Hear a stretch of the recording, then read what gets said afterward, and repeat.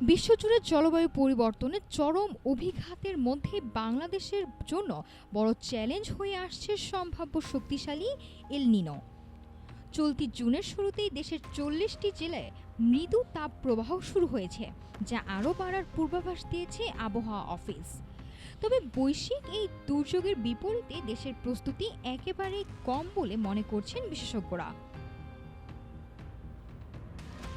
June মাস বাংলাদেশে বর্ষার মৌসুম হলেও এবারের চিত্র সম্পূর্ণ ভিন্ন। তীব্র গরমে পুড়ছে দেশের বিস্তীর্ণ অঞ্চল।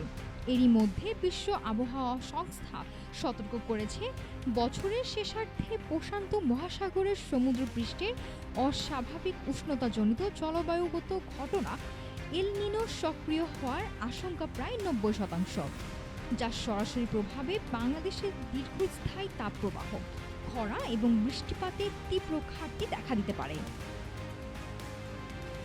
সবচেয়ে বড় ঝুঁকিতে পড়েছে দেশের কৃষিখাত।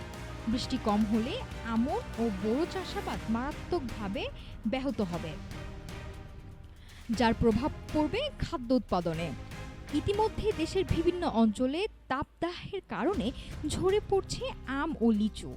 একই সাথে বাড়ছে হিট স্ট্রোক, পানিশূন্যতা ও ডায়রিয়া সহ নানা স্বাস্থ্য ঝুঁকি।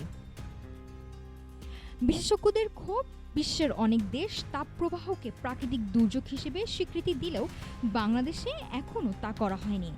ফলে এই সংকট মোকাবেলায় জাতীয় কোনো আলাদা বাজেট বা বিশেষ কর্মপরিকল্পনা নেই।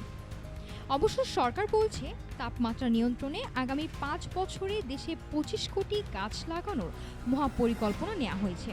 তবে এল নিনোর এই আসন্ন ধাক্কা সামলাতে দীর্ঘমেয়াদী বনায়নের পাশাপাশি আপৎকালীন দ্রুত প্রস্তুতি নেওয়া জরুরি বলে মনে করছেন সংশ্লিষ্টরা। নাফিসা সামিয়া, ঢাকা টুডে।